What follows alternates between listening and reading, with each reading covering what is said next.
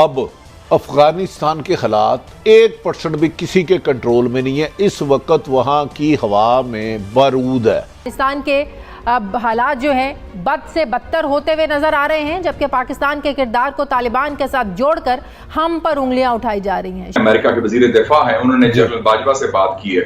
اس کے بعد بھی انہوں نے بنیادی طور پر تو پاکستان پر ہی ڈالا نا ملبہ کہ جی پاکستان افغانستان بارڈر سے عدم استحکام ہو رہا ہے، طالبان کو تقویت پہنچ رہی ہے، دہشت گردی کے ٹھکانے ہیں، پناہ گاہ ہیں. پاکستان افغان بارڈر پر جو بقول ان کے جو دہشت گرد ہیں، ان کی سینکچریز ہیں، اس پر ڈالا ہے. یعنی کہ پاکستان کے حوالے سے امریکہ نے رابطہ کیا جنرل باجوہ صاحب سے افغانستان کی صورتحال پہ. چیتا بھٹی صاحب ہوتی چلی جا رہی ہے کہ دنیا بھر میں پاکستان کو تنہا کرنے کی کوششیں جاری ہیں. امریکہ، بھارت، اسرائیل گٹھ جوڑ اب کھل کر سامنے آ چکا ہے. ایک بار پھر امریکہ اپنے تھادیوں کو تنہا چھوڑ کر راہ فرار اختیار کر رہا ہے اور خطے کے اندر کیا نئی گیم بن رہی ہے. گزشتہ 2-3 دن سے وزیر خارجہ صاحب کی جو گفتگو ہے، وزیر اعظم صاحب کی گفتگو ہے، اور ایک ہی بات کہی جا رہی ہے کہ جی اپنی ناکامیوں کا ملبہ جو ہے وہ پاکستان کے اوپر ڈالنے کی تیاری ہے. اور پاکستان کو دنیا میں تنہا کرنے کے لیے جس طرح بھارت سرگرم ہے، امریکہ سرگرم ہے، اسرائیل کا گٹھ جوڑ سامنے آ رہا ہے، اور ایک ٹرینڈ کل بنایا گیا سینکشنز پاکستان. تو یہ کیا ہے؟ کس طریقے سے کر دوں کہ کل میری عمران خان صاحب سے ملاقات ہوئی تھی تو انہوں نے پہلے ہی کہا کہ ہمارے خلاف سینکشن لگانے کا منصوبہ بن رہا ہے. خاص طور پہ انہوں نے پہلا فکرہ یہی بولا تھا. جی یہ تو بڑا ایکسپیکٹڈ تھا کہ جو ہندوستان ہے اور ان کے جو ہواری ہیں ان کا تو فوکس پاکستان ہی ہے. لیکن آپ یہ بھی دیکھ لیں کہ امریکہ بہادر جس سے ہم نے ڈیلیگیشن ادھر بھیجے، ان سے گفتگو بھی چل رہی ہے، ان کا بھی وہی موقف ہے جو اب پینٹاگون کے جو ترجمان کا بیان آیا ہے. اور وہ آیا ہے اس کے بعد جب جنرل آسٹن جو ان کے دفاعی سیکرٹری ہیں، امریکہ کے وزیر دفاع ہیں، انہوں نے جنرل باجوہ سے بات کی ہے.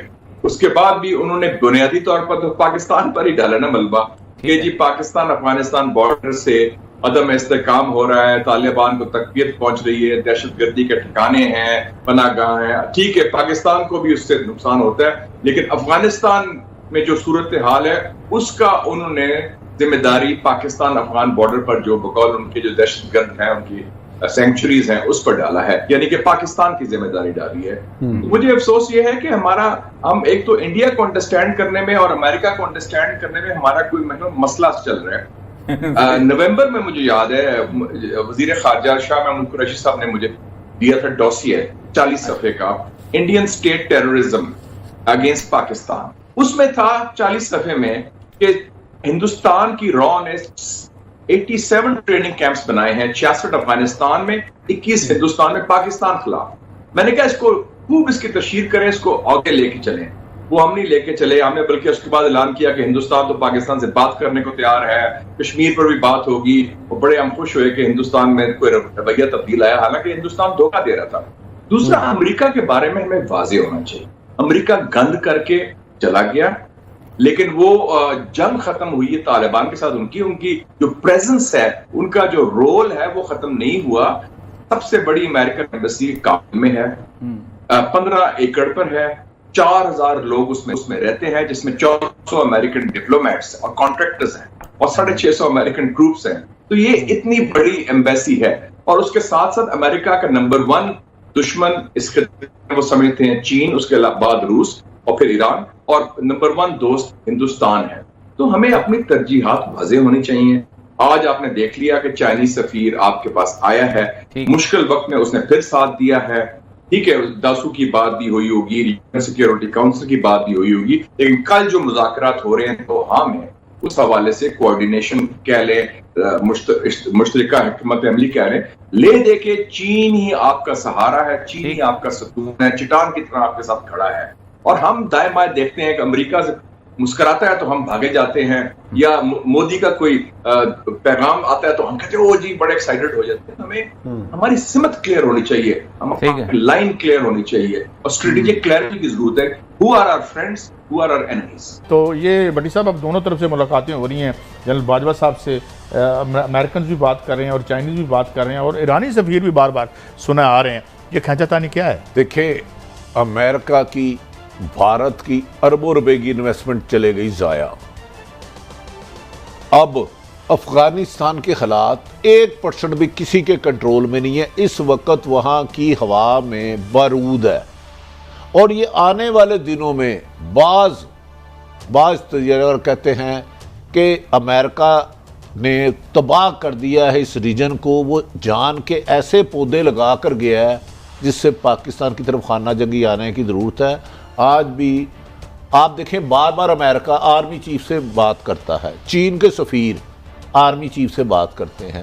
انہیں نظر آ رہا ہے کہ آنے والے دنوں میں افغانستان کے حالات اس سے بدتر ہوں گے. اچھا بھٹی صاحب اور ملک صاحب, یہ جہاں بھی انہوں نے ملٹری کیمپینز کی ہیں وہاں پہ ٹیررسٹ پیدا کیے.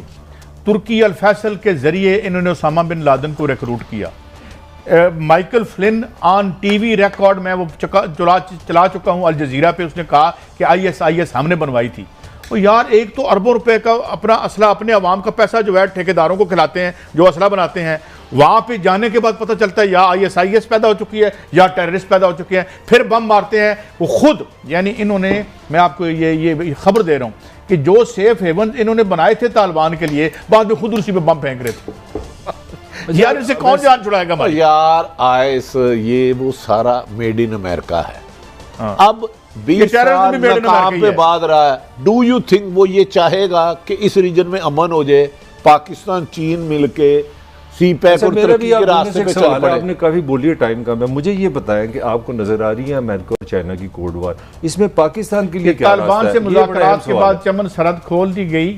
امریکی صدر جو بائیڈن کہتے ہیں طالبان کے خلاف دفاع افغان فوج کی ہی ذمہ داری ہے.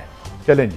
نہیں, امریکن پریزیڈنٹ نے جو بیان دیا اس نے کہا جی ہمارا ذمہ نہیں ہے, آپ کا ملک ہے, آپ چلائیں. اس کا مطلب یہ ہے ذمہ نہیں کہتا کی لین آئے سن. نہیں, میرا جو آپ سے سوال ہے پاکستانی یہاں دنیا بھر کے ٹیررسٹ اکٹھے کر کے گئے تھے جہاد کے نام پہ. میرا بھی تو پوائنٹ ہے نا, ٹائم تھوڑا. میرا پوائنٹ ہے کہ پاکستان اس وقت پھر کراس روڈ پر کھڑا ہے. ایک طرف چائنا ہے, ایک طرف امریکہ ہے.